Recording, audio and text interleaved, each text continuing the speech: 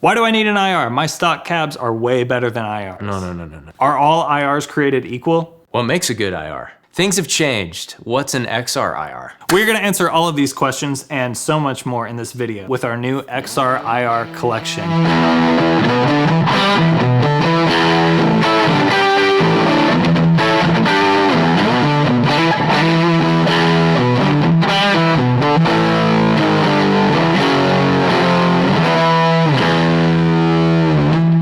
We just released this brand new series of IRs that we've been working on for a long time. So we're doing a deep dive on every major modeler platform. We're talking Helix, line 6 pedals, Fractal, Quad Cortex. Which we haven't even really touched yet. No. And then we've got Iridium, we talk about the ACS1. Pretty much every major modeling platform, comparing them to stock cabs and show you how you can easily improve your tone with our new XR IR line. If you have anything that can load an IR, your tone can benefit from these. Even a real amp. Even a real amp. We're gonna compare it even on a real amp using the real mic'd up cab and show can these new IRs actually keep up with that. This video is a deep dive and we encourage you to watch the whole thing, but just in case, there will be chapter markers all in the description section labeling pretty much a majority of all these questions we just asked. So if you had that question, go and find it, but make sure you catch the whole thing because there's a lot of good information in there. Talking about XR IRs, what is an XR IR? Well, it stands for Extreme Realism,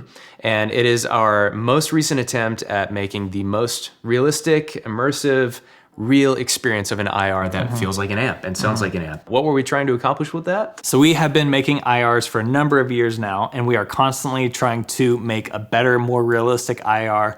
And this new XR IR collection is a huge leap forward in realism compared to our previous tone-matched IRs and releases prior to that.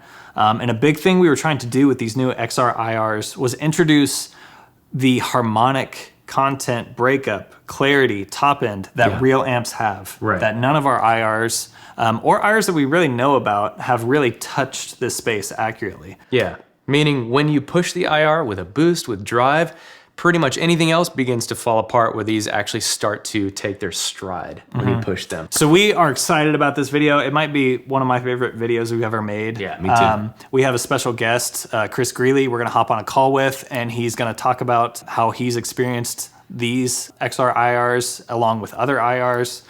And it's really exciting. It's not just like a small upgrade, it's like a almost 0 to 100 upgrade, quite literally. So we'll hear him say that later. Yeah, so let's go ahead and we're gonna move up to our loft where we capture and engineer all these IRs, and we're gonna dive into some A/B comparison. We're gonna talk about what's included in the IR packs. We're gonna compare them to our old previous releases so you can hear some differences there. Yeah. And then we're gonna hop on that call with Chris. It's gonna be a good time. Yeah, so settle in, get a coffee, get a beverage. Oh, coffee sounds good. You know, and if you're in a hurry, you can, use those chapter markers. Use the chapter markers. Just watch the whole thing. But yeah, if you don't have a certain platform, you should watch all of them because, again, we point out cool things like how does changing the mic position with our IRs compare to changing the mic position in a stock cab with their virtual mic movement. Right. Some big differences. And you could at minimum consider this a shootout between amp modelers if ever you've wondered, because we hit a lot of them back to back quite literally. So check it out. All right, guys, we're set up here in our little loft where we create all of our tones, and we're about to dive into this A/B deep dive with our XR IRs versus these stock cabs on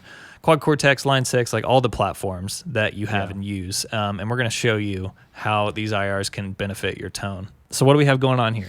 Yeah, so we have our new XR IR line, and we're using a green back with a 57 mic because pretty much all of these units basically in general only have a 57. They don't have maybe the 545 we'd normally use. So it's an easy way to compare it. So we're choosing what we feel is the ideal position for us, position 3.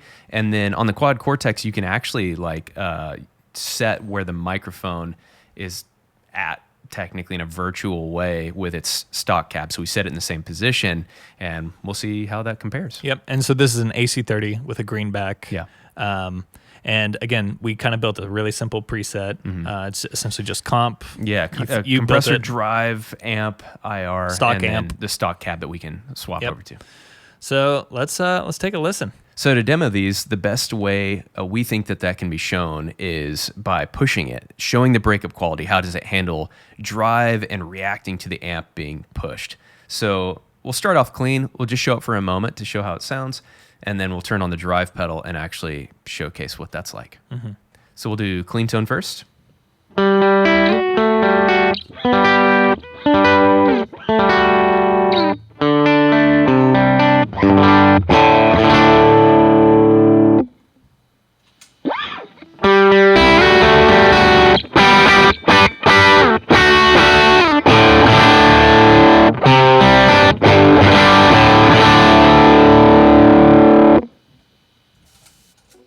Now we'll go to the stock cab.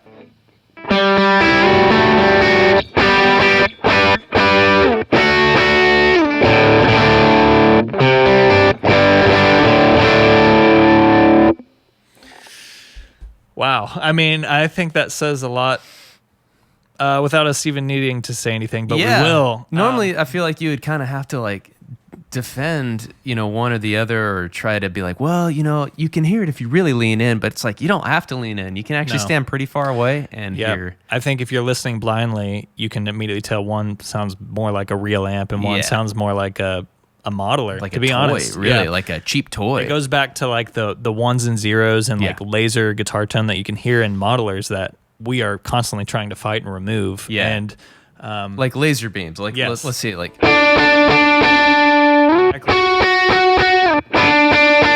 Sounds like this constant. Yeah, and then we swap back over.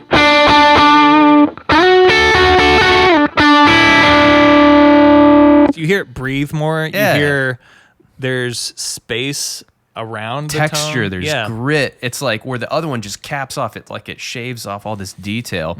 This one just completely like throws the blanket off. Yep, and that's honestly the biggest thing we've been trying to accomplish with these new impulse responses, and we think we did. And Let's hear high gain. So that's a point of maybe tension. I've always heard folks be like, oh yeah, it's great for the worship thing, but not for like heavy guitar, metal, or anything like that. And we'll show otherwise. Let's hear it.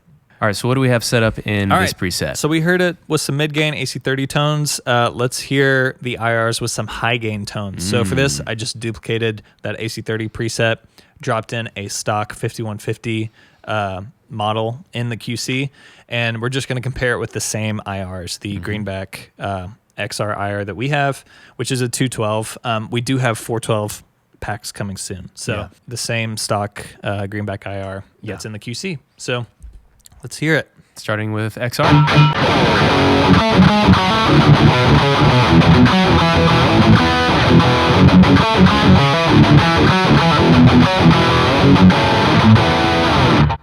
Now, sick. Let's hear the stock cab.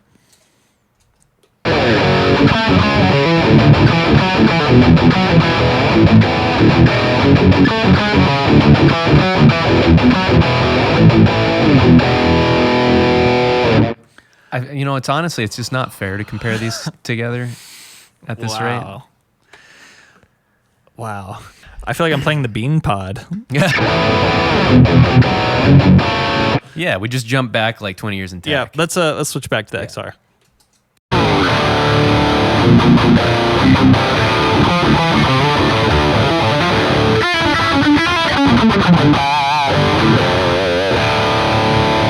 Stock cab.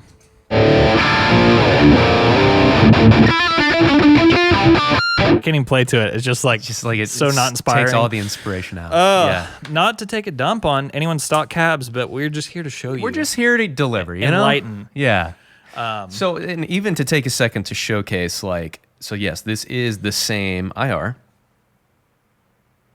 So if you click and open, what you'll see is on the one side, you've got the 57 Greenback, and you can see the little larger white dot where it's sitting in what we would say is kind of like the position 3. And so they are technically the same, but one is not like the other. You can move that little dot around, and like immediately part of me would be like, oh, it needs more top end. So let's just move that thing to the center. But all that happens is it just gets a highly digital, lacking clarity, filmy top. I mean, we can show you really quick. Yeah, I'll play.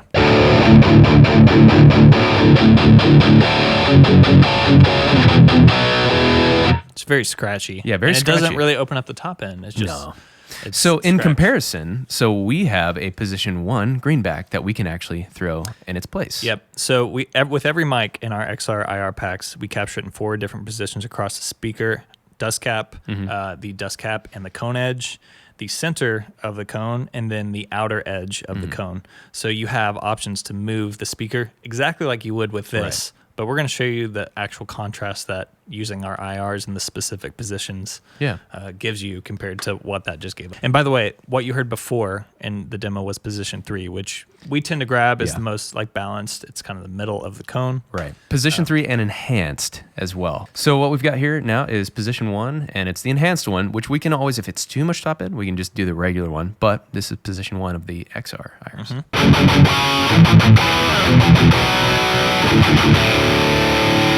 Let's hear that with position 1 of the stock cab.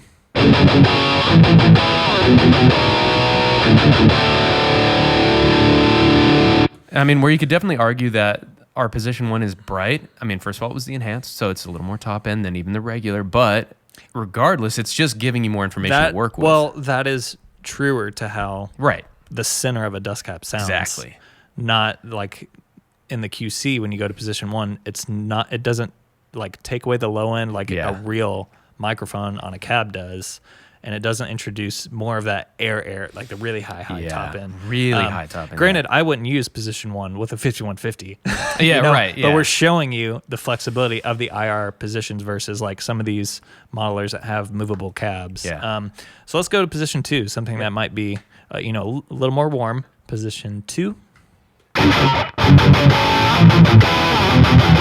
So you can hear immediately it's a little more balanced. There's low end is starting to come back in. Yeah. Still on the brighter side.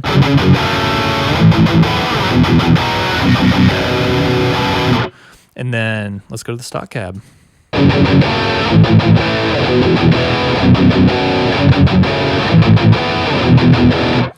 It just never comes close to the top end. No. Is the thing. Yeah, it's not delivering us again. It goes back to just the real. What does it sound like in real life? And it doesn't sound like that. Like you can hear more variation. Now there could again be the argument made. Well, I like warmer tone, and I don't want all that fizzy top end. You're gonna have a much better starting place with an accurate IR, and then you just EQ it and then add the top end out versus not having that information. Right, you IR. have more information to work with, so you can actually yield a better result with your warmer tone that you want to have. And that's for another video. Let me play while you sweep that. So go back to position 2.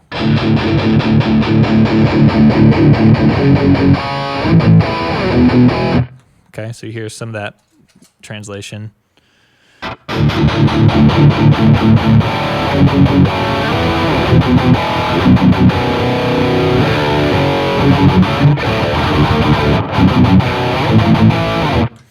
Sick. Hear that punchy low end coming. This is position 4. Yeah.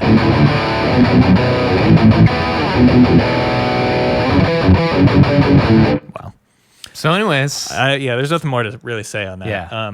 Just at least showing the diversity of the set that you would get with any of the IR packs, as well as how it compares to this virtual attempt by the pedal. Yep. So that was our XR IRs on the QC. Let's move on to another platform. But before we do, one important thing to mention with the QC, so we haven't even released a lot of amp presets on it. We've experimenting with some capture process. Again, this is for another video. But in general, the way the QC captures an amp kind of is delivering the same tones as the stock cabs do. So I don't even know if when we start making more content for this, if we're going to do full captures or if we're going to just do DI heads and pair them with our XR IRs. Right, which is a big maybe, because even then, until further testing is done, I'm not sure if it will know how to react by pushing drives into it. At least with the stock amps on here, they're constructed to know how to receive drive information to get more aggressive, to break up and sound accurate. Yep. So all I have to say, that remains to be seen. Yeah. But so far, our best results that we have gotten out of this is using just the IRs instead of a full baked, capture. Yeah. So anything else to say on the QC? I don't think so, man. I mean, honestly, this is the first time I'm enjoying the pedal with good IRs as well. Like actually just having fun dialing in tones, and it was pretty easy. Yep. So. Cool. Let's check out something else. Yeah. All right. So we are going to give you an example of our new XR IRs versus the stock cabs in the Line 6 Helix. Yes, and we are going to use, just like the other, an AC30 on the greenback. And we have a stock cab set up and ready to go. It's a very simple preset. That's basically just a compressor, a drive, also added a boost just to try to send it a little further and show how well it responds compared to other stuff.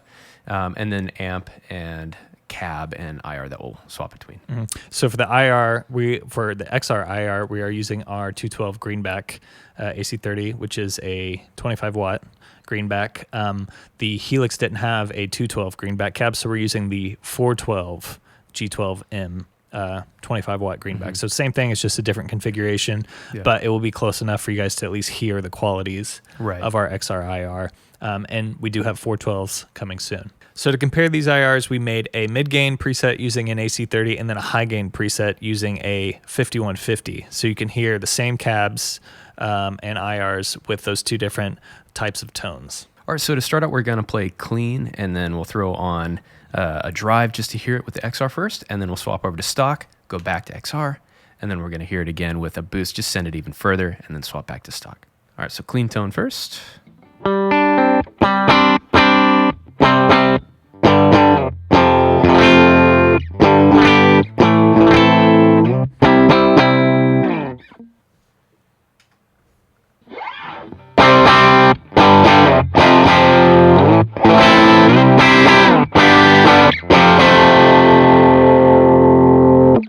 And we'll go to stock cab.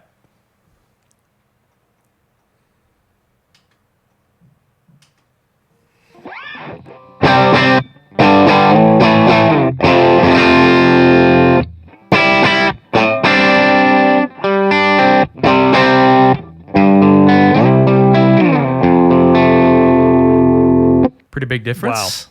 Wow. Let's swap over to the XR again and hear even more gain.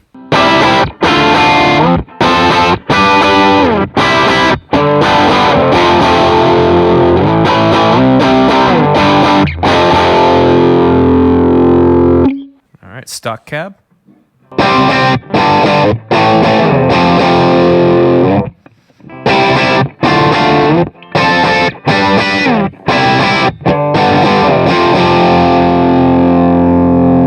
That is pretty crazy. Again, just like the QC, we are hearing a lot of difference that isn't just, a 212 or 412. It's just the fundamental, characteristics of the IR and what it has. Yeah. And, the XR IRs are so lively, so clear, feel like a real amp. And then, again, switch to the stock cabs and they just sound like the laser kind of beams. Falls apart, laser beam thing. It just lacks, the low end isn't nearly the same. The top end isn't nearly the same. It's almost like you can sort of start to discern some of the breakup quality, but it's like it's just completely masked in like a layer of something. Yeah, like film or a blanket or modeler-ness. Yeah. Should we hear the high gain one? Let's hear it. All right, so we have the 5150 pulled up, same IRs. We're going to start with the XR IR, the 212 greenback. So here's what it sounds like.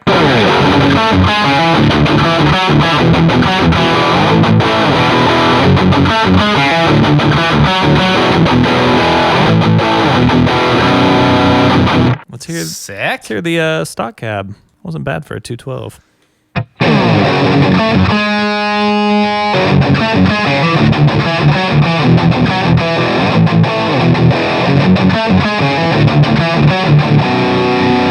Wow. Again, huge difference. Yeah. Other than just a 212 and a 412 greenback cab. Well, which should mean that the 412 should sound bigger. Yeah, and more it's low like, end. it sounds way worse. Yes. So that was a comparison of position 3, the middle of the cone of the XR IR and the stock cab. The Helix has the ability to virtually move the microphone across the speaker. So we're going to give you a comparison of how accurate that is. Compared to, just our 1 through 4 captures of the different positions like that and see which one yields a better result. Yep. So we're going to start with position 1 of the stock cab. That sounds like this.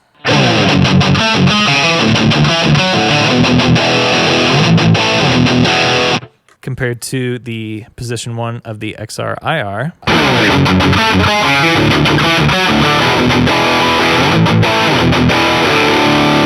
Even though it's bright, it's still way more information than the stock stuff is giving. Like, it still feels like it's kind of flatter than the other one, which is just rolled off on the lows and highs. Realistic to how a true, like if you mic a cab straight over the dust cap, that's what you hear, is that just really bright. There's not a lot of low end. It's not necessarily the mic position I would choose for this amp, but again, showing you the contrast of the realness. Right. All right, so this is position 2 of the stock cab.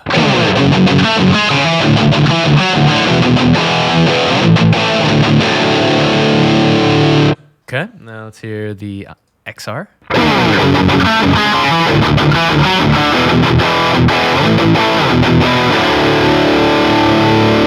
Nice. Same thing, yeah. Same really thing. realistic. So here is position 4 of the stock cab.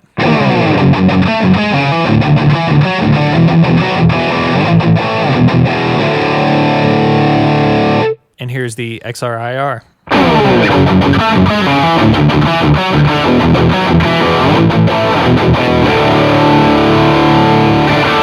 I don't know what it was about that one, but that just jumped out at me so much more than the other one did. I guess the other one maybe rolled off so much more that this one was just like still so full and present, even at the outside of the cone. I don't know. If you hear the positions of them, there's just, I don't know. The XR IRs are just capturing to my ears and, you know, my experience in the studio, what a real microphone on a real cab will pick up. So that's the Helix. Let's check out another platform. Yeah.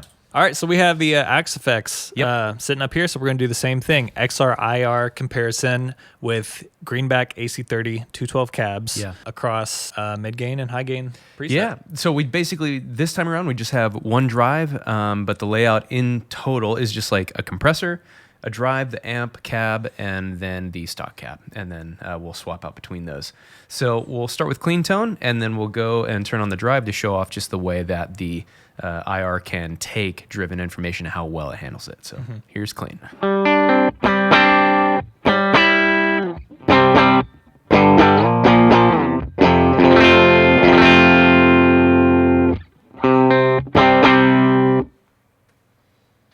All right, this is drive into the XR.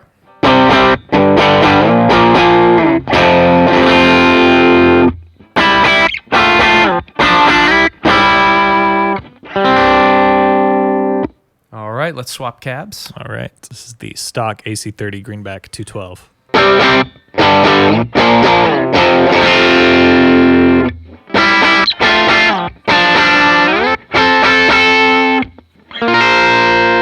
All right, swap them.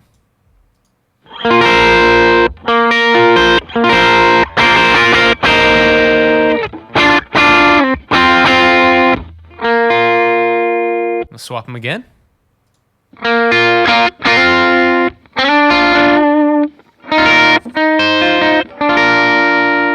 mean, it's in comparison to me, it's a lot smaller sounding. It's not even a matter of like volume difference or anything. There's just not as much low end information, and that sizzle and that texture on the top end isn't there. Yeah, again, just fundamentally one just sounds more like a real amp. Yeah. And that's kind of what I think my favorite thing, anytime we swap back over to the XR, like swap over to it really fast in comparison. Like you almost feel the low end punch you and like compress. Yeah. It's like the way it's reacting with the strings. Yeah. And you're playing, it feels like it's fighting. Yeah. There's just like a punch and a squeeze to it that's so interesting. Like I don't feel that same. Yeah, you don't feel it reacting back to the XR.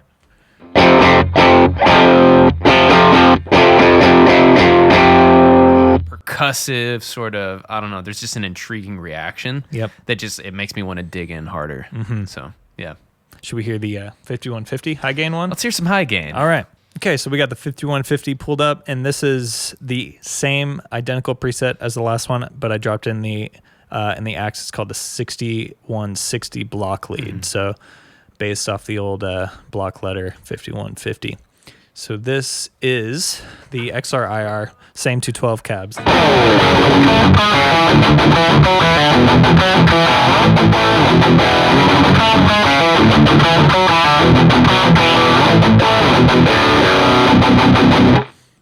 Sick. Okay, here is the stock.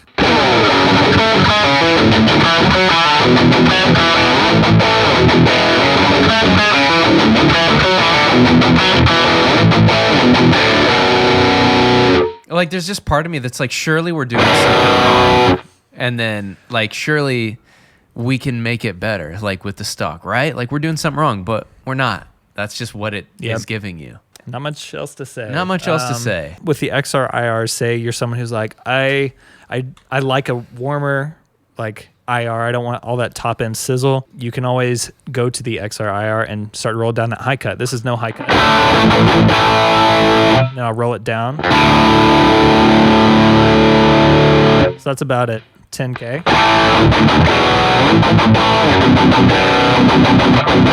So that took out some of that, which I like all that high-end clarity. It feels like the real amp. But it gives you all the size still, and if you want to cut some of the sizzle to kind of nestle the tone under a vocal or something like that, you can just And do here's that. the stock cab. No high cut. But you can just hear that information is kind of never there to begin with. Right. So even RIR, if you want to make it warmer, you can with the high cut.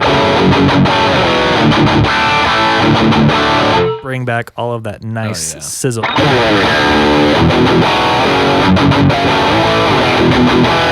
Which, in the context of a mix, actually helps a ton stand out. Yeah. A lot of players, I feel like, will dull things down so much. Totally. And then when you hear a mix, you can tell the modeled guitar because it sounds, no high end. And that, exactly. You can tell from the tone that it's like a digital platform, usually from something like what that stock cab is giving you, and like the way that that's going to come through a speaker on a stage or who knows what. And so this is giving you something that might trick the general public. Yep. And a lot of guys are also kind of like, let's take the high end out of the modeler because through the PA it sounds harsh, and it's just you don't have the right high end to begin with. Exactly. That's the problem. A lot of these are pushing like high upper mids, and it's not giving you the cool harmonic air of a real amp. Yeah. So you're trying to make up for it in the EQ of the amplifier itself or a drive, and that's where it gets harsh. Yeah. So that's again where I think these IRs really will help. Yeah, they're just like the flattest, most accurate representation of the actual speaker as we have ever found in an IR. So it's giving you that real thing. So that's the axe.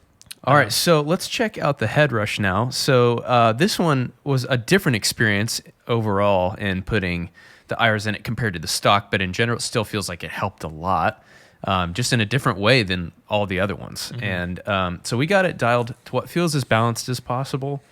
And we have a compressor, and then we have one drive, and then we have the amp and our XR IR, and then the stock cab that we're going to swap to.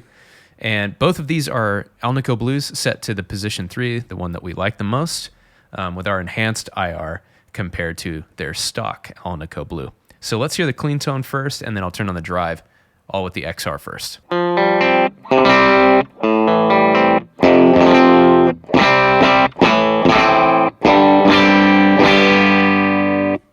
And then the drive.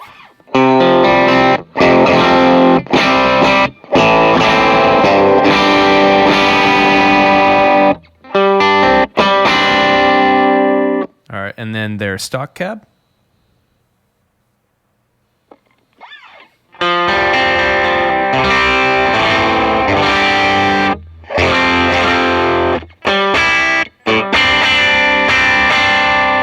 I mean, it would beg the question, like, does it just need to be dialed differently? For sure, but it is crazy that that is their stock IR. It's missing I wouldn't even know how to Nobody. reintroduce, because on the Headrush here, when I started pushing low end, it wasn't pushing necessarily the kind of low end I was looking for, so I got it to what feels like it was at least balanced.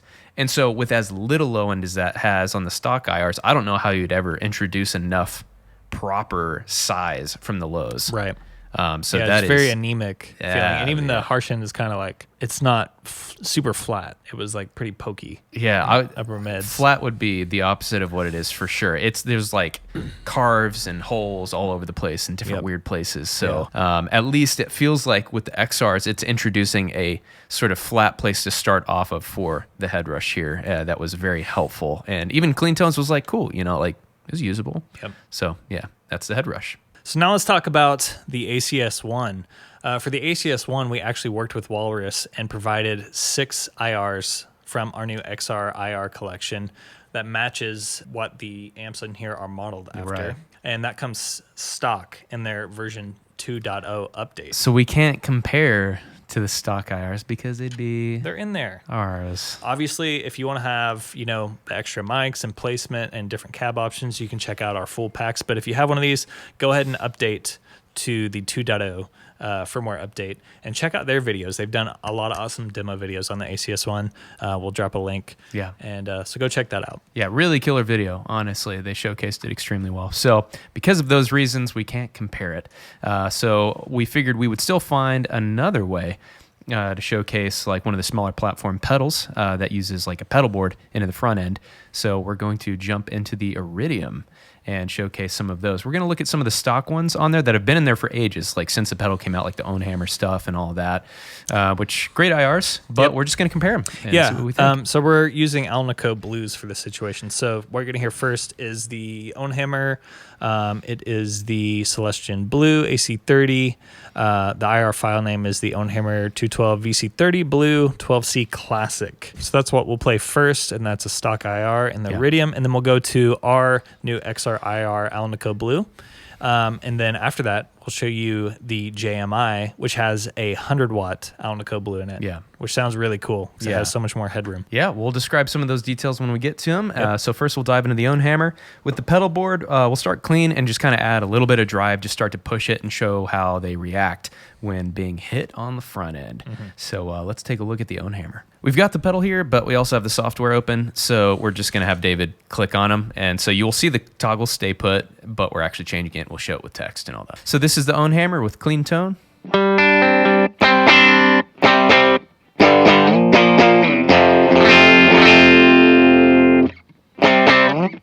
All right, then let's hear the Alnico Blue. XR IR. XR IR.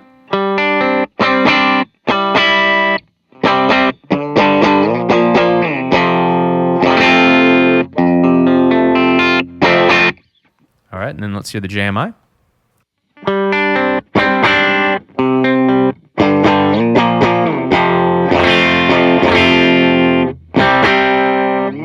Nice. Okay, let's hit it with a gain stage.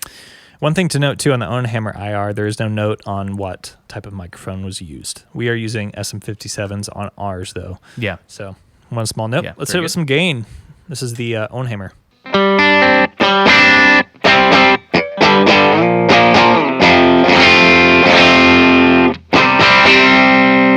Here's the Alnico Blue XR IR.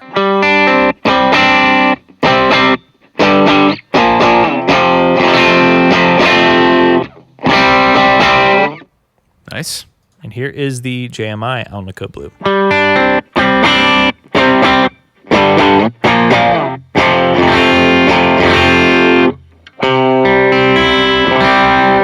Cool. Yeah, I mean, I'm really right away starting to notice just with one light gain stage, it's just kind of starting to bring some really interesting qualities out of it that the Own Hammer wasn't quite keeping up with.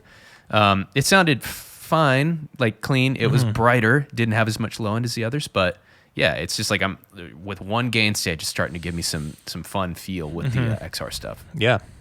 And fun comparison there with the traditional Alnico Blue of ours versus that JMI. And you'll hear how that 100-watt Alnico Blue, like, it keeps low end and size and, the extra headroom, I guess, just helps it, keep up with a lot of crazy. drive. Like, they have different breakup, and I love that actually comes through the IR. Yeah. It's not just like, we didn't just like print stuff onto the IR to try to like make it into something else. Their actual individual qualities really came through. So that JMI, there's like a grit on the top end that I'm like, yes, this is how my JMI speakers react, and it's so cool that it's actually coming through on this Iridium. So let's hit it even harder and see how they react. Yeah, so this is the Own Hammer.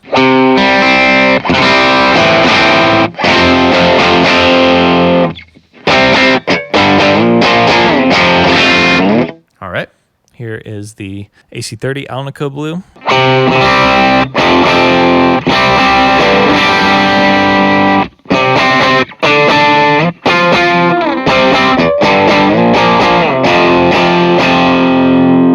Cool. Here's the JMI 100-watt Alnico Blue.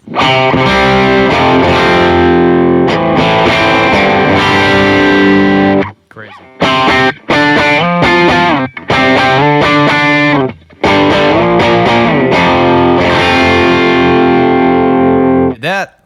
feels good to me. I mean, that's why it's my Yeah. favorite amp, though.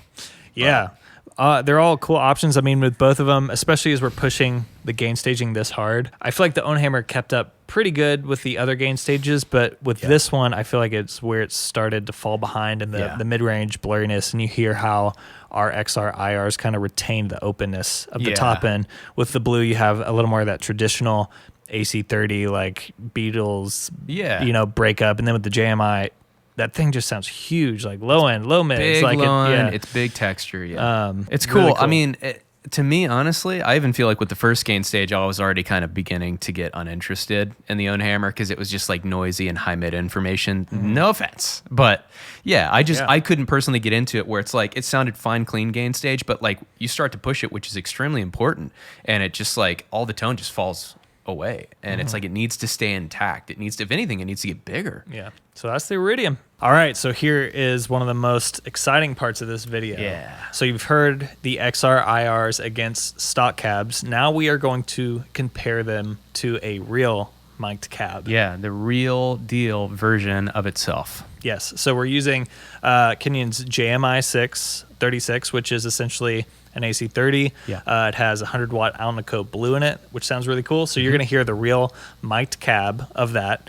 The IR is the SM57 position 3. And that's the same way we have it configured downstairs in our little tracking room. Yep. So we're just going to A-B them and not say which is which, just to see what you think the real one is. Yes. And let's go ahead and hear that and see what we think. Let's take a listen. So we're going to start on A. So you got to figure out which one is which. All right.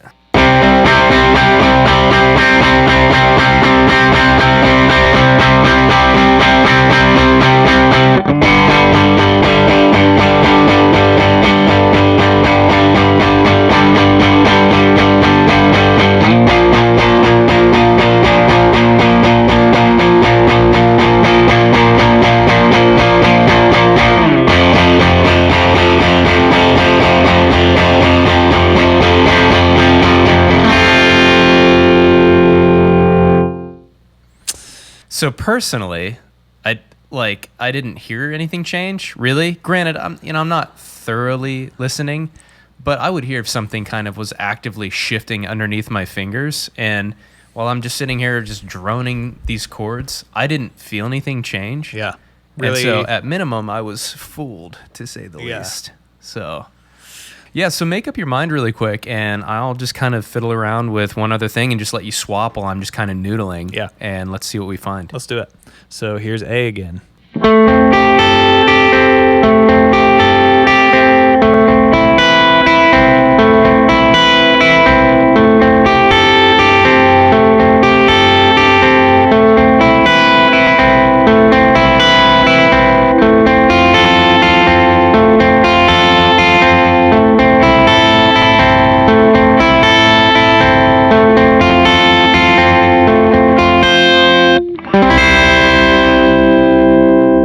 Once again, I couldn't tell you until I looked up to see which one it was on. Yeah. It was just like, I don't know, either sounds They both sound good. awesome. So here's the grand reveal. A is the IR, the XR IR, and B is the amp. So I don't know. Think, I don't know if everybody? you're on track, but I don't know. Both sound freaking you could awesome. probably argue different things that you liked maybe about either one. But to me, a lot of things I'm looking for is just like, do I hear that texture? Do I hear that breakup information? Does it feel like some kind of weird resonance covers up something? None of that Or happened. like the stock cabs, like that film that's over the mid-range and the way you push it. None of that was there. None of that happened. And so because of that, I'm satisfied either way, I would say. And I'm sure I could probably find reasons to prefer the mic, like the real thing. But that was great. No issues. We're hoping the blind comparison helped kind of alleviate the neurological elements. Because that's real. It is real. So anyways, that's a direct comparison of our XR IR to a real mic amp. All right, so now we're going to break down our XR IR packs and tell you exactly what's included in each pack. And we're going to do a lot of sound demos of the microphones, the placements, the mic blends. All that stuff. A lot of goodies. Yep. So jumping right in, these new IR packs are universal cab IRs. So that means you can load them on any platform, as we've shown you, and you can use them with any amp, and they include every format for every major platform. 96K, 48K, 441K. They're all 500 millisecond files in length. If your platform uses an IR that's shorter than that, whenever you load it into it, it'll automatically cut it. So a lot of these platforms will convert down, but we included pretty much every format that you need for every major model or platform. Each IR pack contains 9 different microphones, which we're going to break down for you in just a second. And there are a total of 36 single mic'd IRs, and each microphone we captured in 4 different places across the speaker. And we'll explain that in just a little bit. And then there's 48 blended mic IRs as well, meaning just different combinations of these mics blended together after the fact, as well as enhanced and top boosted. So there's 3 different files that you're going to see. One is the original raw capture, and then another one is enhanced, and then another is top boosted. So starting with the raw unaltered file, it's just quite literally a neutral capture, so nothing's being done to that. Enhanced is being given just different elements in like harmonic response and different things like that, just to add an extra degree of clarity.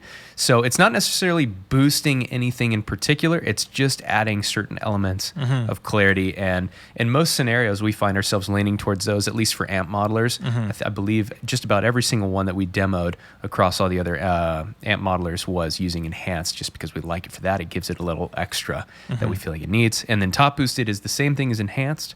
It is just simply boosting the top end in some certain subtle ways to just give the guys who want a little bit more if they need it. Yeah. So let's go ahead and dive in and talk about the microphones that we chose for this pack. We tried to narrow it down to our 9 favorite and kind of studio staple mics that would make each pack feel very well-rounded with microphone choices. So we have dynamic microphones, ribbon microphones, and condenser and tube microphones in this pack. So the 5 dynamic microphones in this pack, one is the SM57, which every IR pack needs. Yep. The Shure 545 SD, which is sort of a brother to the SM57. Sounds similar, just some similar. EQ differences. Right. This is a microphone we use a ton, and we love it next to a 57. And for those who are curious as well, just what the differences are, I mean, you can just pop them in and listen and hear the differences, but essentially, you know, the 545 has a smoother top end. It's a little bit more sweet with the mid-range as well. The 57 has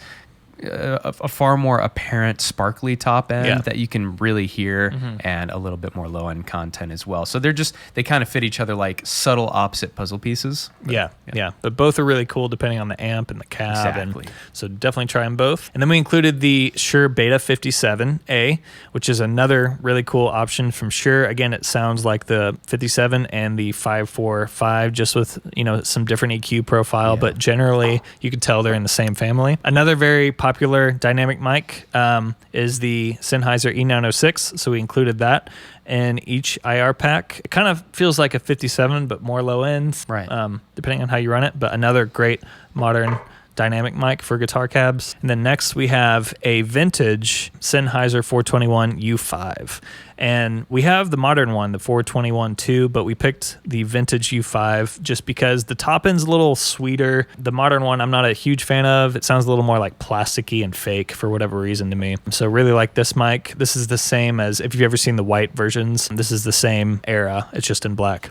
But great microphones from Sennheiser. So those are the dynamic mics. And then for ribbons, we picked out 2. One is the Royer 121, which is really a modern classic of a ribbon mic. I mean, every studio is using a 121 with a dynamic on a guitar cab. For the great most to part. pair with. Like in the blend scenario, we have, I want to say, quite a few blends that include the 121. It just adds a extra element of size for something like a 545 or 57. You know, they are such focused mics, so blending it in with that gives you this extra element of size. And, exactly. Yeah, if you're new to ribbon mics too, ribbons in general will have this characteristic where the top end is a little smoother and almost silky like, and they have a lot more rich low end content. So that's why they can be a nice pairing with a dynamic mic that might be a little more forward in the top end. So that's a modern classic. And then another great mic, ribbon mic for guitar cabs, is the Bear Dynamic M160. Just another, you know, EQ flavor of ribbon mic, but 2 really cool options. And then going into the condenser world, I feel like no IR pack would be complete without a Neumann U87, which is, again, another studio staple of a condenser microphone. With condenser mics, they're going to be brighter in the top end, a lot more detail. And then last but definitely not least is the Soyuz 17 tube mic. So this is a tube condenser microphone. Really cool, like harmonic content in this and saturation when you push it. Both of these condensers are incredible vocal microphones, but they're awesome on guitar cabs as well. All right, we are running through Kenyon's pedal board, and we're going to take a listen. So this is the JMI Alnico Blue, and this is going to be with the SM57. All of these microphones, by the way, are set in position 3, except the ribbon microphones, they are in position 2.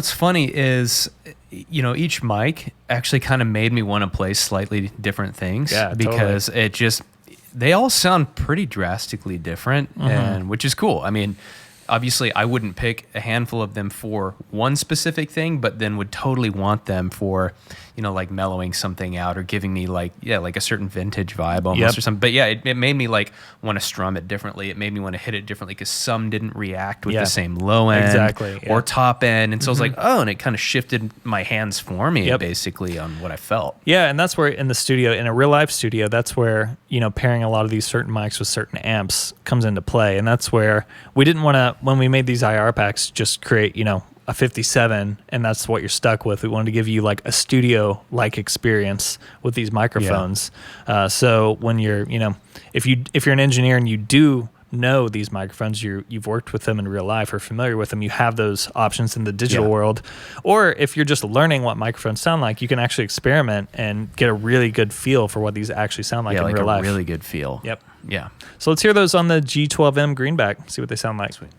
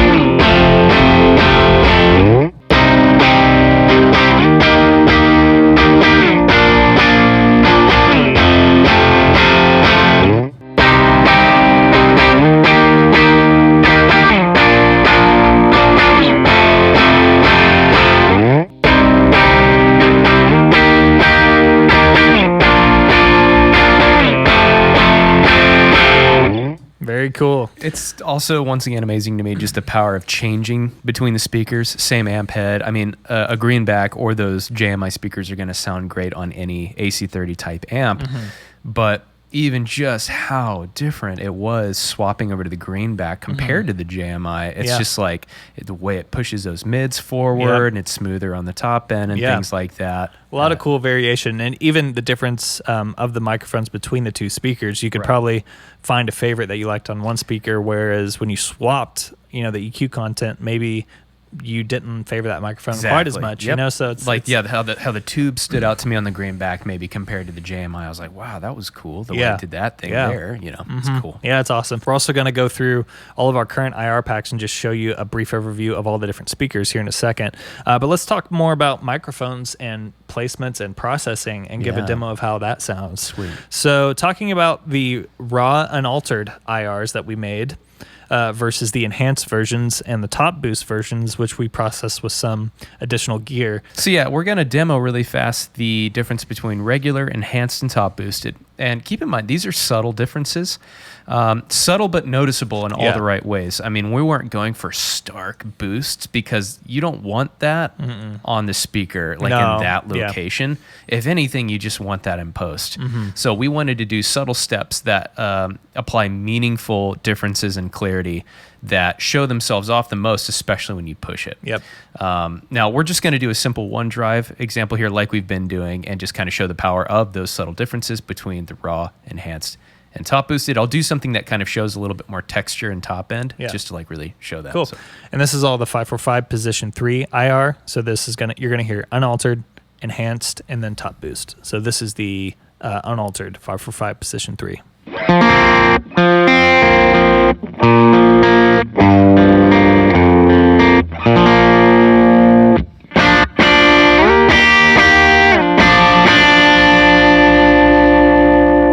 And here's the enhanced version.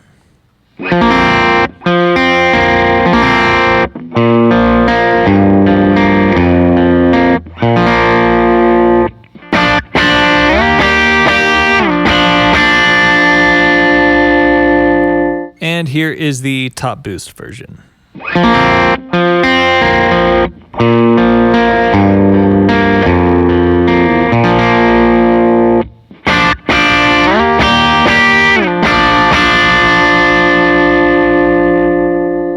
Great. I wanted to kind of change that up there and add a little bit more of like kind of the low note picking, because that's where I feel like you're going to experience some of the richness get enhanced. It's going to add some definition to certain areas that bring a top presence, basically, in clarity. Yeah, all of those sound awesome, which again was our goal. Like we wanted to keep everything true to the cab, because as we showed you in the AB, like they are very close. So we're not trying to alter and give you this like crazy EQ difference, but just bring out certain great things. So with the enhanced, you noticed a little more like top end and low end like richness almost. Yeah, absolutely. And then the top boost has that same processing, but just a little more air on the top end to give just a little bit more clarity. And depending on the platform and the way your hardware sounds, you might prefer one IR or the other.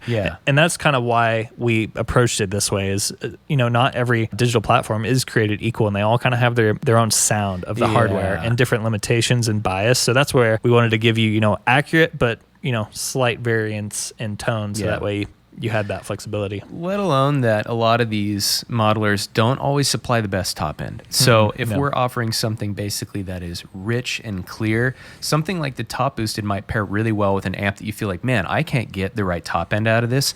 Use a top boosted one and then actually bring the treble back a little bit on the amp modeler you're using, and it's going to deliver a bit more of a sweeter top end before needing to boost from the amp if it's not doing it well on your platform.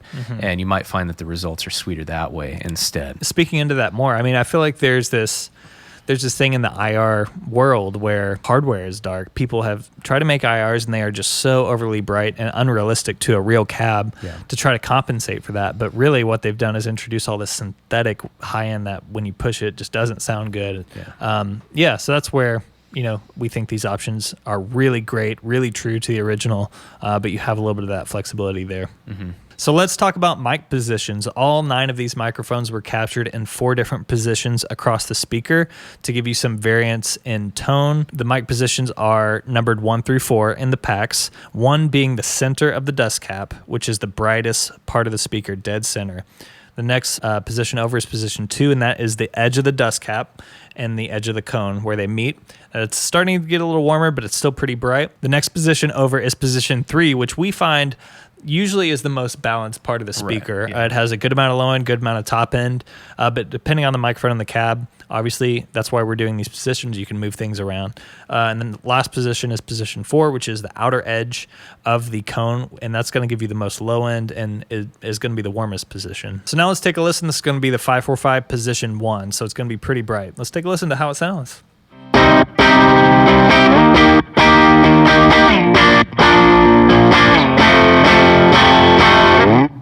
Okay, here is position 2.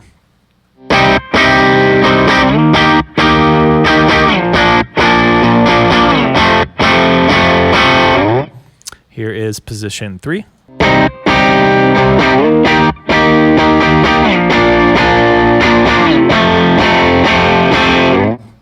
And here is position 4.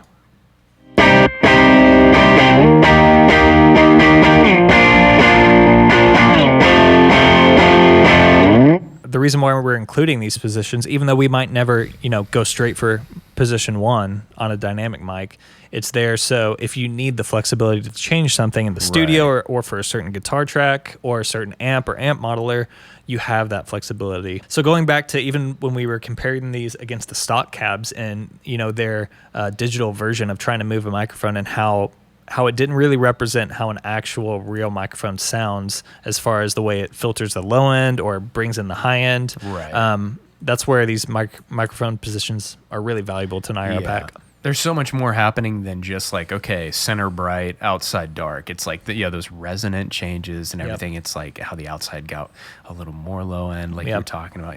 Yep. So those are the mic positions. So let's talk about microphone blends now. Each pack includes 48 microphone blends. Includes some dynamic blends, some dynamic ribbon, some dynamic condenser, and even some condenser and ribbon blends. Yep.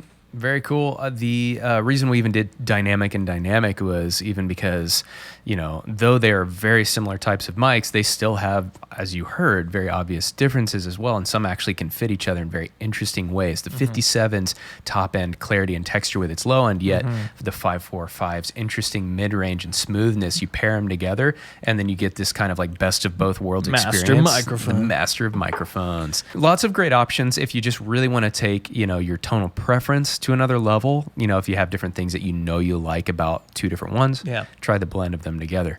So that's what we've got there, and we'll showcase kind of what they sound like. First off, we'll take a listen to one of the most popular blends there is when it comes to mics on guitar cabs, and that is the SM57 and Aurora 121 ribbon mic.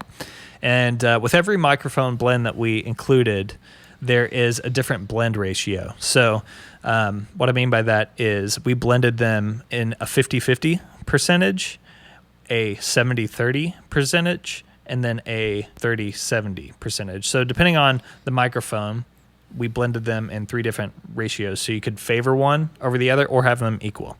So we'll go ahead and give you an example of what that sounds like. Yeah, you'll see that labeled as whichever mic is labeled first and second, then the ratio will show itself represented as the first number is talking about the first microphone in the labeling. So this is the 121-57 blend and a 30-70 blend.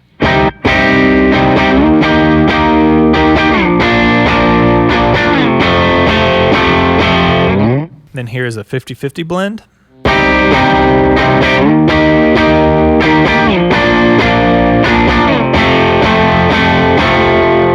And then here is a 70-30 blend favoring the 57.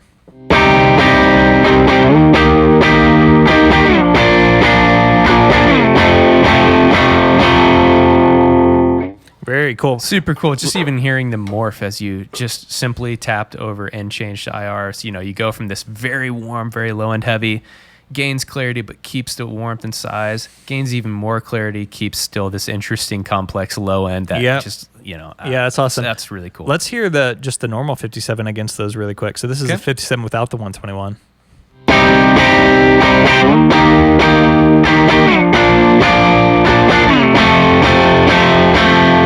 Now go back to it again. Yeah, this is the 70-30.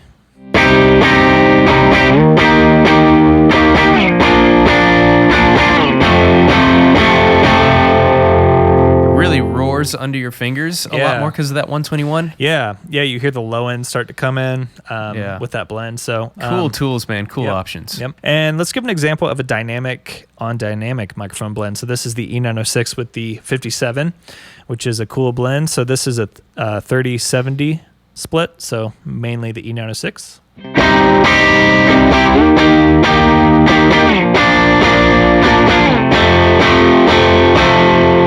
Let's hear it at 50-50.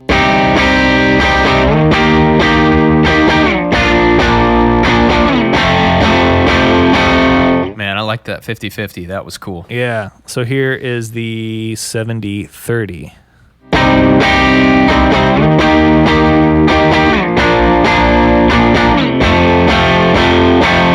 Again, up against the 57 on its own.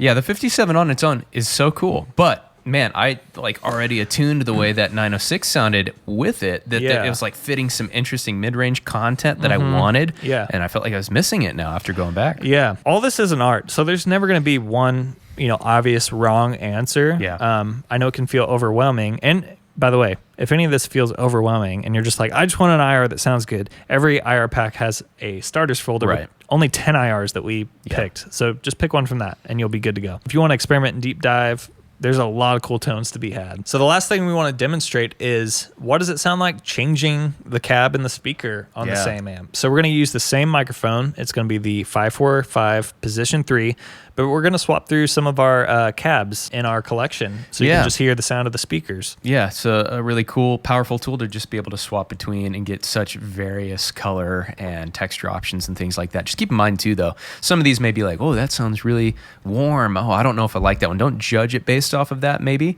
Just keep in mind that, if we use a completely different speaker, we would normally dial it differently on the amp. Right. So just keep that in mind. You would actually maybe add a little bit more top end now that this warmer speaker has applied its smoothness to the top end. So. Yeah, and just think about amplifiers too. Like a Blackface Fender is majorly scooped in the mid-range, whereas, an AC30 has a lot of mid-range. So a lot of these speakers, are matched to those kind of amplifiers. But this is just so you can hear kind of the variance on one amplifier, what they would all sound like. All right, so we're starting with the JMI Alnico Blue that we've been hearing.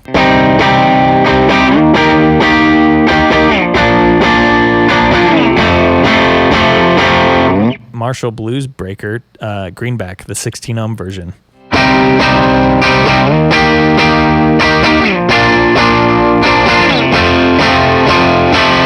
ProSonic G10V.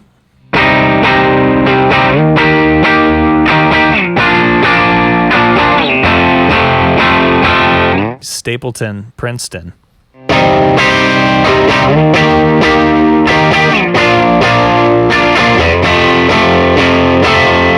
1966 Deluxe Reverb Jensen C12NA.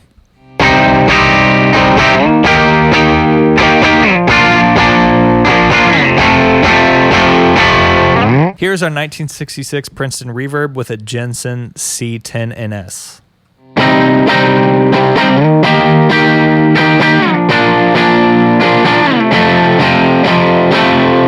AC30 with blue Alnicos.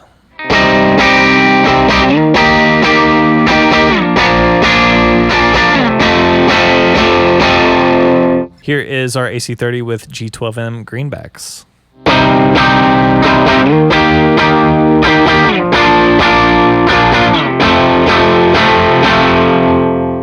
Benson Chimera.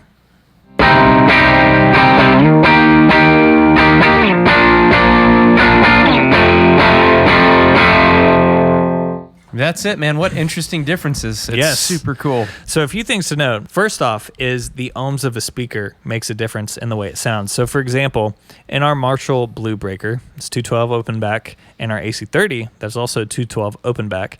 A little bit different shape on the cabinets, but both of them have the same 90s era greenback that with the 6402 cone, which is a great greenback.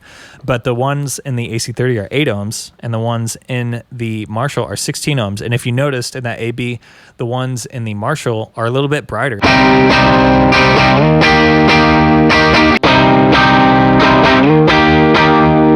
16 ohm speakers are actually a little bit more bright than 8 ohm speakers. And the 16 ohm speakers in the Marshall are the same that they put in their 412, so it makes sense that they put it, in the 212 version. Just a fun fact there. But other than that, yeah, really cool difference hearing like the size and configuration of the cabs, like the 110 and the Princeton versus, the 212s. And we have 412 cabs coming, so stay tuned for that. A lot on the way, but some really cool variation there. So that is an overview of our XR IR packs and what's included. You can read all the fine detail on the product page for the website, and it includes a manual with all that detail. So go check those out. A question we get asked a lot is like, where should I start in the IR pack? Like, how should I go about auditioning IRs? And we included a starters folder with 10 IRs from each and every pack. So if you are the kind of person that just wants to grab a good IR and go, check out that folder because there's only 10 in there for you. Beyond that, we recommend starting with mic position 3 because that tends to be the most balanced, like we showed. Yeah. So, and if you have a favorite microphone, if you've learned the way these microphones sound, you can just pick that microphone that pick position 3 that you're familiar with, and then try the new cab you got, and then you can hear the difference of how it sounds compared to another cab you might have. If it sounds warm or dark, then you move the mic position accordingly. Make it brighter, make it darker. In general, IR packs can feel like, oh my God, there's like 100 IRs. Like, where should I start? When you think about it, you shouldn't think about it that way. You should just think of there are different versions and EQ variances between some of the different microphones. So if you think about it that way and just start to compartmentalize about, I like this microphone, I like this position, then it's really going to slim down your choices and you'll know what to grab. So that is what you get if you purchase an XR IR pack. We are incredibly proud of these IRs and these packs, and we hope you like the sound of it. Our next segment, we have a very special guest. And I would even say mentor to both of us. If you don't know who Chris Greely is, and you know who we are, or you trust our opinion on anything, it's only because we know Chris and he has helped shape our tone. He has the golden ears of a live audio engineer, a guitar player. He's the guy who invented the whole like AC30 ProSonic thing that we do and we love. Anything that I have found that I think is good, I can actually almost always trace it back to Chris Greely. He is a record producer and mix engineer, gold and platinum records, #1s. He has been obviously a great friend and person to check out some of these XR IR files. When we were testing them, we would send Chris, hey, what do you think about this? What do you think about this? Like, we're trying this out and waiting for his feedback to see, because he mixes albums all the time with real guitars or IR guitars. He's used some digital solutions when he's like done pre-pro on albums, so he's well aware of what it takes for something to sound good. Again, not only him as a mix engineer, but also a guitar player. Yeah. So we're super excited. If our tone was a person, and we could entrust the life of that person, our tone, to someone, who would it be? It'd be Chris. It'd be Chris Greely. Yeah. So his words carry some weight. So if that means anything coming from us. They carry all the weight, really. Yes. So let's bring him on. Chris, what's up? What's up? What's up? Loving the new studio. It looks dialed. It's sounding dialed. Well, dude, thanks for hopping on this call with us. We just wanted to, show people and let them hear from you and obviously your expertise and hear your perspective on kind of our IR journey development. Like in general, you obviously mix a lot of music, a lot with DI guitars versus real amps, like things you look for, weak points of digital modeling, like where IRs can help. Just difficulties you've had in working on songs of people using different amp modelers. What's kind of some of the difficulty you experience using stuff like that? Well, I think primarily it's that it doesn't want to respond to EQ. They don't really want to, like it. You turn an EQ, the volume turns up and down, but you can't really do anything with it if it wasn't captured. If it wasn't like fully dialed in when it was recorded and you have to actually tweak it, there's almost no tweaking possible. Interesting. And so that's been kind of the biggest struggle along the way. And then, different, all those different amp modelers like you were talking about, I was noticing are very different. When we were testing them, it was like, it went from, harsh and brittle to dark and muddy, But that was really about it, and I didn't really have a lot of in between to work with. And then when you were talking about the aux, Yeah. at least the aux had some harmonic information, but it still wasn't really. I wouldn't say it was easy to work with in any way. One of the main things, you could have the aux running and pull in a DI thing, and you can run your amps your cabs at the same time. So we would record both at the same time, and the cabs would sound huge and wide, and the aux would sound super narrow and brittle. And there was just not a lot you could do about it. And that's really the trouble. When you're mixing a track and you have a modeled guitar versus the real one, how are you able to sit the real one in a track versus maybe you can speak into it some more, but just with a modeled guitar, you said with the EQ, it doesn't respond the way you want it to. You can't shape it to sit in the mix the right way. Some people may hear that and be like, what do you mean? If I turn this thing, I feel like it raises this little area, so I can maybe elaborate. Yeah, what's the dead giveaway that someone is using a modeler when you hear a track versus a real amp? Well, usually the first giveaway is that there's no high-end information at all. It's basically stops at 6K. And I can turn it up, and there it seems to be maybe some noise up there, but not really any musical sound up there. And, because I work on real amps all the time, I know I turn an EQ and this is what happens. And then anytime an IR is in there, I turn it and it's it doesn't happen. God. I'm IRs. Today I was working on a song that had them, and I was just I went to turn the EQ and I was well, this is the guitar tone we have for this album, and this is what we're using, because I can't do anything with it. And, thankfully they captured it pretty well, so I don't have to do a lot with it. So, I kind of move on to try to inch it along through bus processing along the way to try to get it there. And I mean, when you really break it down though, man, it's the difference between your information sounding wide and full. Yeah. And the information being kind of blurry and I can't really tell what the guitar is playing, but it's in there. And if I turn it off, you can tell, but it's definitely not a feature. Gotcha. Yeah. So you've used our previous release of tone matched IRs before when you were producing Come Up Here. I'm what's the name of the album? Wearing? Yeah. So a lot of the guitars were with those IRs. What was your experience with those? So with the tone match IRs, I found it was a similar thing to if we didn't get the tone right at the beginning, we weren't going to get it right later. However, I found it a lot easier to get the tone right from the beginning with those. Interesting. Than other ones. So I would, play and be I'm just going to turn up the high-end knob on the amp sim thing all the way. Yeah. Okay, that works. And then, I feel like we were getting cool vibes with it. And as long as we didn't overlayer guitars, it was working. But all that said, as you guys know, we had to blend them with a lot of real amps, your guys' amps that you played on the record.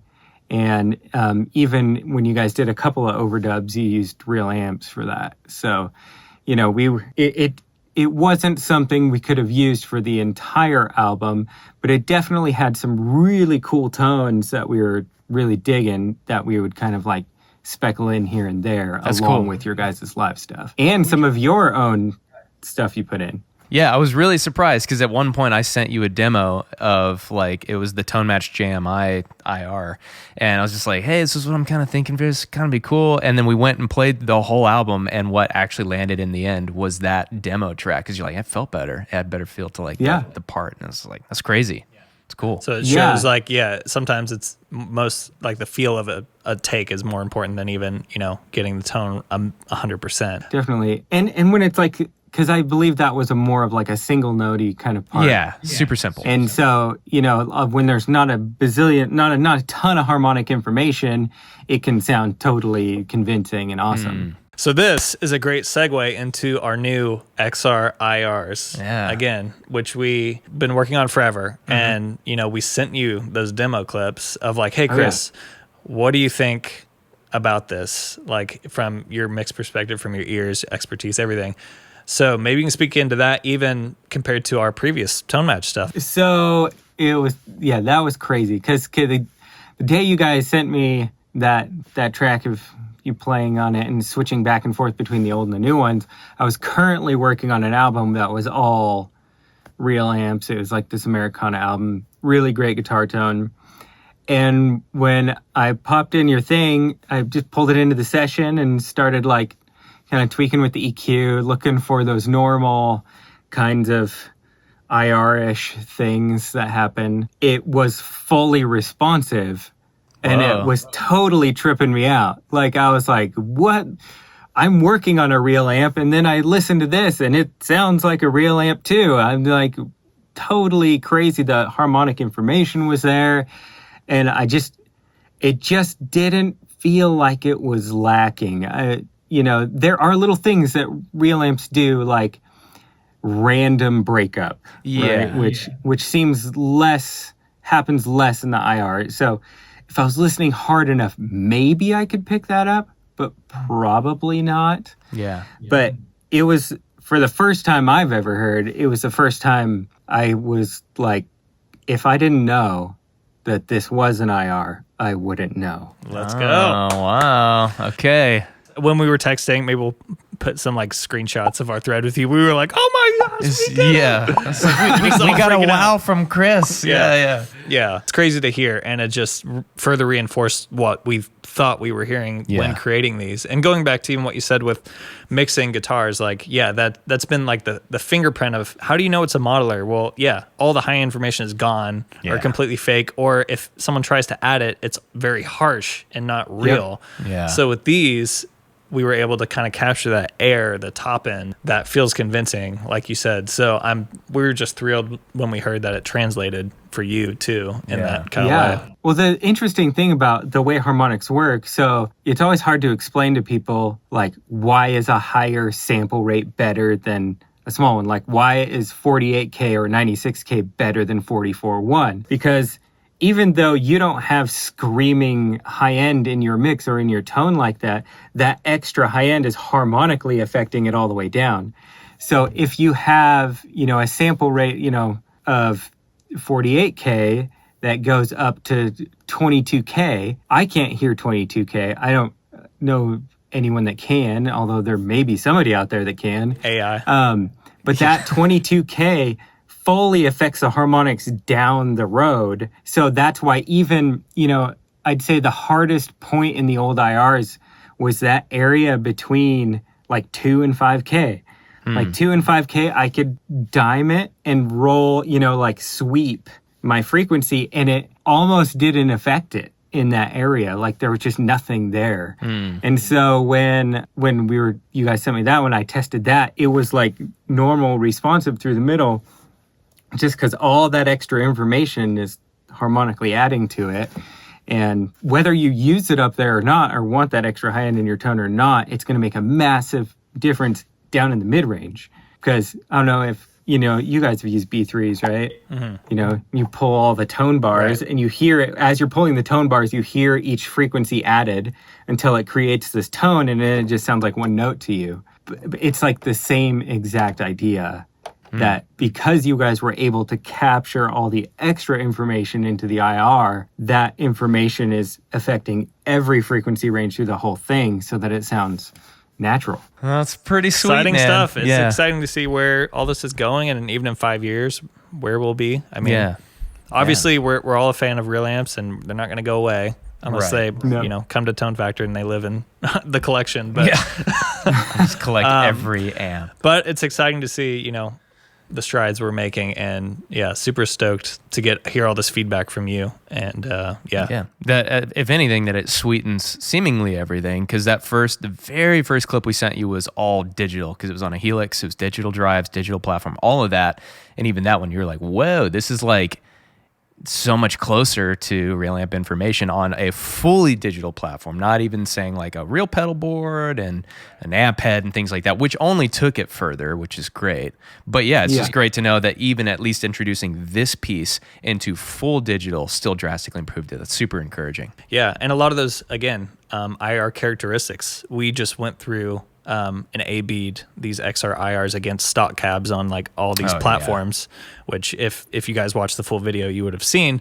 But you'll notice the characteristic of the stock cabs is they were all missing that, higher than 8K, 7K like information top end. Even if you slap digitally the microphone in the center of the speaker, it just was like and just hissy information, just totally like, shelved. That's not what a dust cap sounds like, No. Yeah. So, Yeah. anything else you want to add? I want to add that for us mix engineers' sake, please use these. Please use these IRs. It will change the sound of records. It will change the sound of, the live mix. It's going to make everything so much better. Yeah. And hopefully inspire people to, like, you as a mix engineer, you get inspired when you're mixing. We as guitar players, we get inspired when we're playing guitar and writing. So makes you want to keep doing it. Yeah, so much of tone is like being inspired. So that is, our hope with these IRs is you plug them in, you're like, wow, I feel like I'm playing a real amp, and you're inspired to keep playing. Yeah, exactly. So, that's the goal, man. Yep. So thank you, Chris. Yeah, thanks, guys. Appreciate it. Woo! Talk to you later. Bye. All right, so next section, our history. Yes. Our history. It sounds so like our history. Let's talk about our past IRs here. Yeah. Okay, in this next segment, we have compared our new XR IRs to stock cabs. Now we are going to compare them to our previous IR releases. Whoa, we're here to compare and maybe roast ourselves. Yes, which Not is a good roast. thing. Our goal in this whole thing is just to innovate and make things better and better and Exactly. better and better. And hopefully in 5 years, we've made something even better than the XR IR.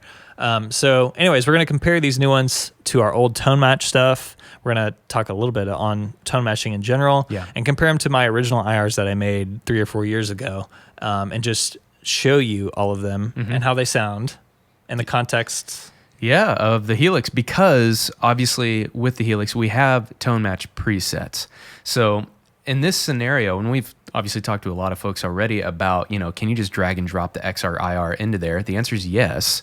It does work well.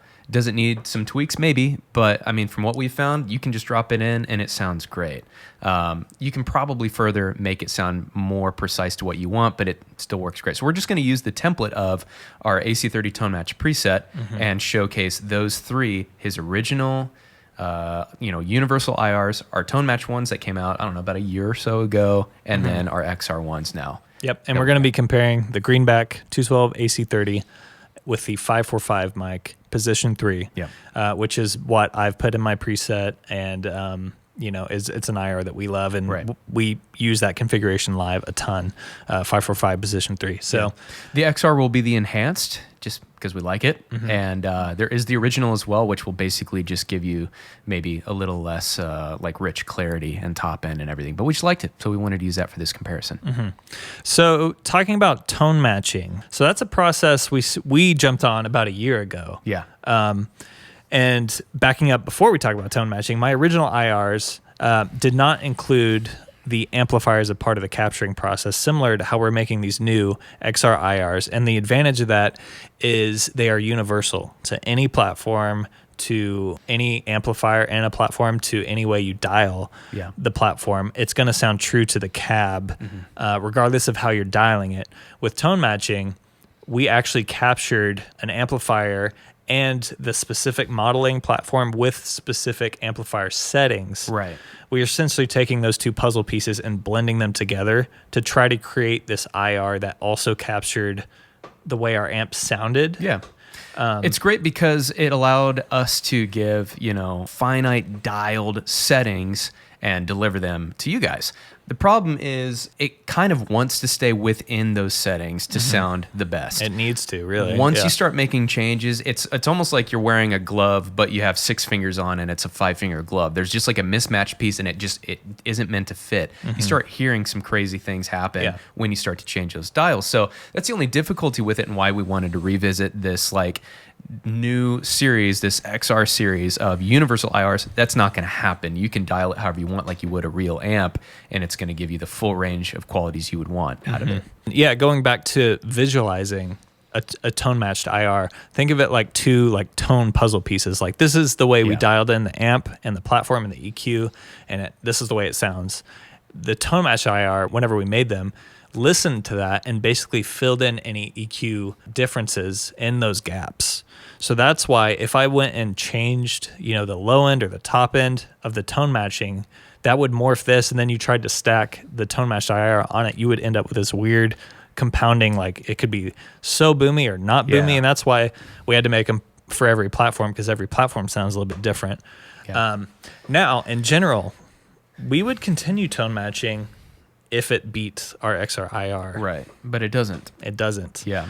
And going back to my original IRs, which were universal, we're not going to talk about the way we've created these XR IRs, because that's a secret. Trade secret. But it's been many hours and weeks and months of A/B testing, trying out different processes, and every part of the signal chain matters when making an IR. The room, every single piece. So we've done so much testing, and that's where we've refined the process for the XR IR. So with my original cab IRs, they were made in a similar way, but with a different process. And the result is they were good, but they are not as realistic as these new XR IRs are, which you will hear in just a second. One thing we were looking for was when you push it, meaning, you turn on a drive, you turn on a boost, and you're pushing the front end of that amp and that speaker or IR to make it actually react like a real amp would, or at minimum have the clarity that a real amp and cab would, and literally no IR ever has. And we've, with all these past IRs, have continued to sort of chisel away at that and accomplish that, but it never fully got there until these, and we even had like a wow moment when we actually, on the Helix, on this preset, just dropped this, greenback IR into here and just be like, let's just see how it compares. And we strummed on it with some drive, and we're like, whoa, it worked. We did it.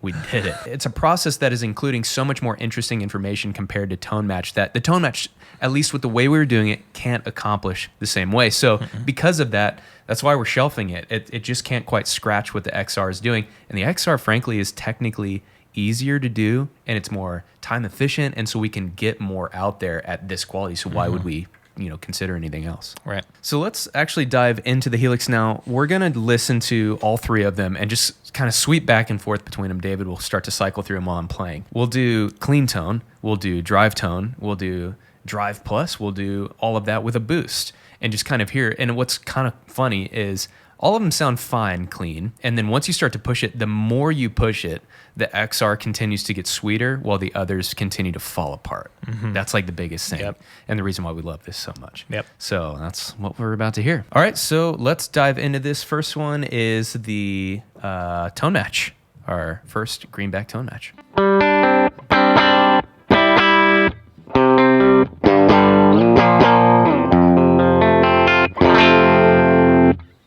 All right, let's do David's originals. All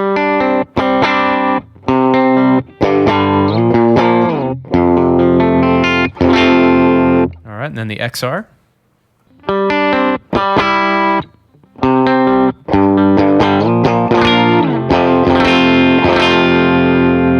Nice. What I noticed even on cleans, I mean, even your originals had a really nice kind of hi-fi thing to them, but there is a general like size and low end and harmonic top end clarity I'm noticing on the XRs, but they don't necessarily, you don't experience the most drastic difference for cleans. It's just cool to even hear that though. Yeah, there is a difference there though, for sure. In the clarity and mid-range, and again, just what sounds real. Yeah, sweet. All right, let's do the first drive. So tone match.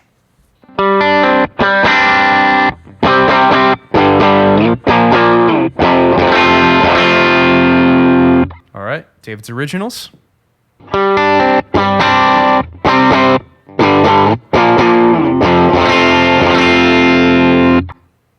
XR.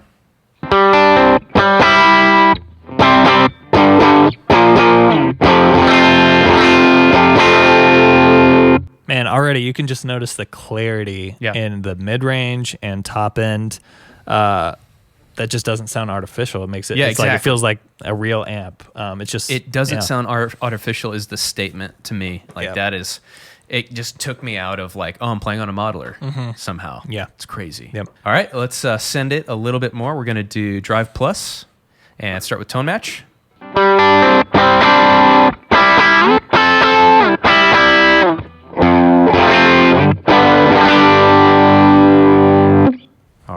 Let's do originals, David's originals.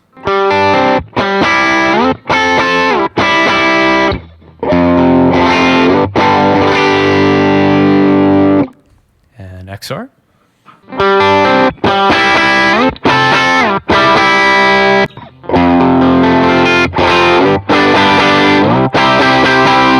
And that's where we separate the men IRs from the boys. boy IRs. Like, it starts to get so drastic when you, and I even, in this example, hearing it right here, I actually preferred my old IR compared to the tone match one. Same. As far as like, the mid-range is starting to compound a lot on the tone match one. The difference between the XR and both of them is like night and day. It's just a whole step further in terms of, once again, the statement from a minute ago, it just kind of like, it What's took a real the amp? modeler out of it. It opened it up. So do we have another gain stage? Yes, we sure do. Okay. Thanks for asking.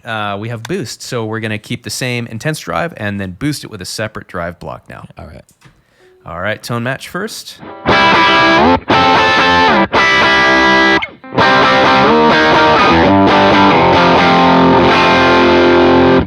All right, David's originals. And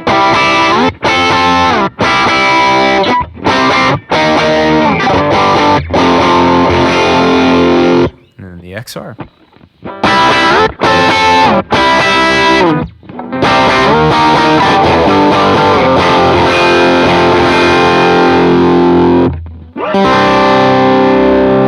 It's just that grit and there's that sizzle to it.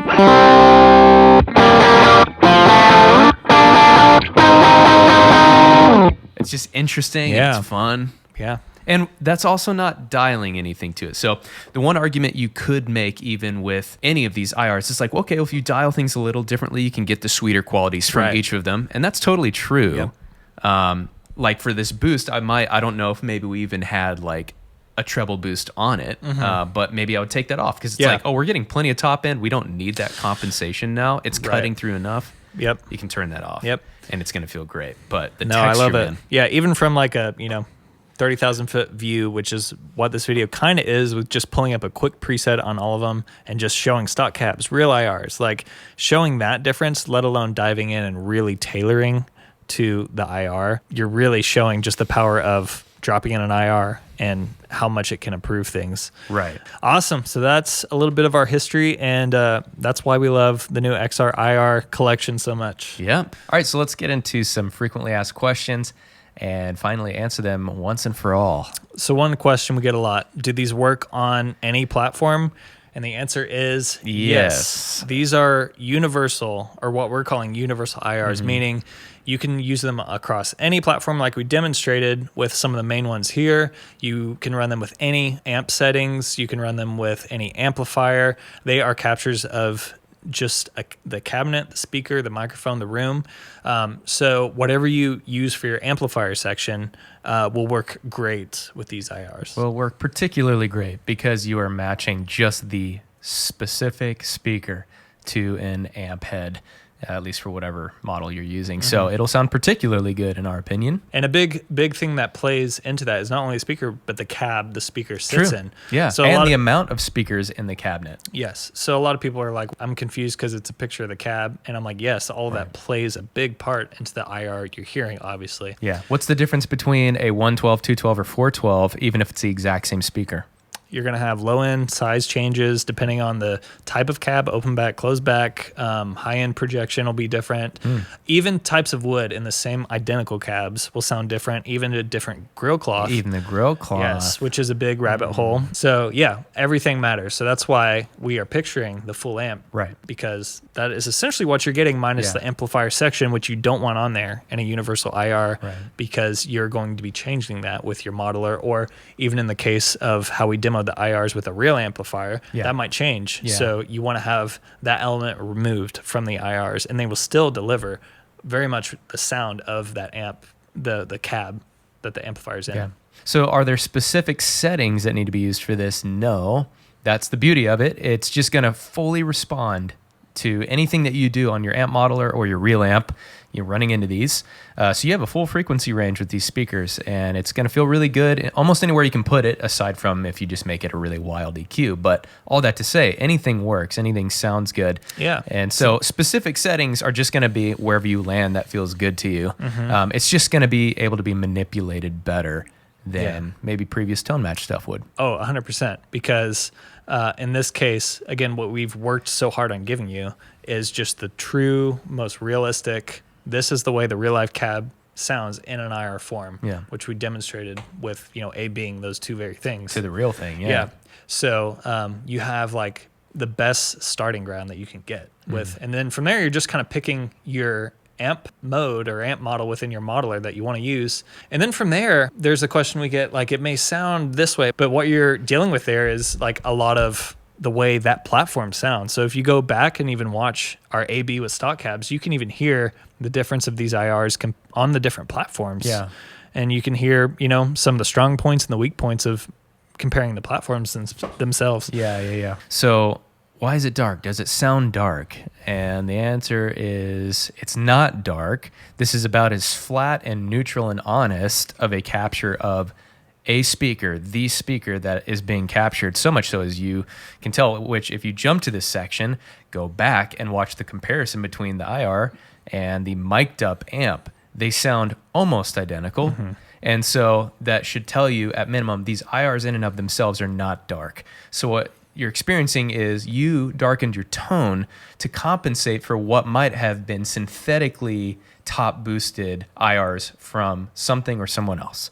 And so you're compensating for that. And then if you're just dragging and dropping this into there and it feels dark, then you're just going to want to reorient things a little bit, because now you're being given a flat neutral ground to start off a true north when it comes to an IR. To dial this in. And so trust this instead and dial in your tone based off of this, and then you'll find that it should feel really balanced in your end result, especially as like a pedal platform and how it takes everything. So my IR pack download won't extract on PC. What's going on? So that's a question we get kind of often with IR packs, and that's because the file structure within the IR pack can be, a few folders deep.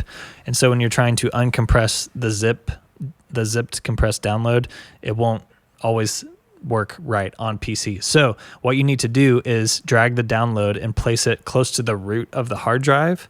In other words, not in a lot of subfolders like, my username, my downloads, because then it can't continue to extract the whole file from there. So just put it closer to the root of your hard drive and it should extract fine. All right, so that is a long deep dive on impulse responses and our new XR IR collection.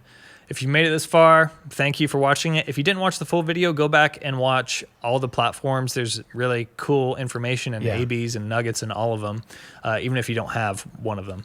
All of these XR IR packs are on our website right now, tonefactor.co, so go check them out. We've made an offer there where you can bundle IR packs to save, so you can add 6 IR packs to cart. Use that code. It's going to be 4 for 2, so you buy 4 of those, and 2 of those will be free. So just add 6 to cart, use the code, you buy 4, you get 2 free. Also, join our Facebook group that we've got. There's a bunch of guys that are starting to hop in there and just have discussions about all sorts of tone goodies relating to amp modelers or anything else, any kind of things that our products are touching. And, it's a cool place to interact, show your demos, get ideas for your tone. Yeah. And be sure to subscribe to our channel, give this video a thumbs up, share it with your friends, leave a comment, let us know what you thought. It really helps our channel grow and get the word out there on these new impulse responses. Yeah, go tell your friends, and we'll see you in the next one.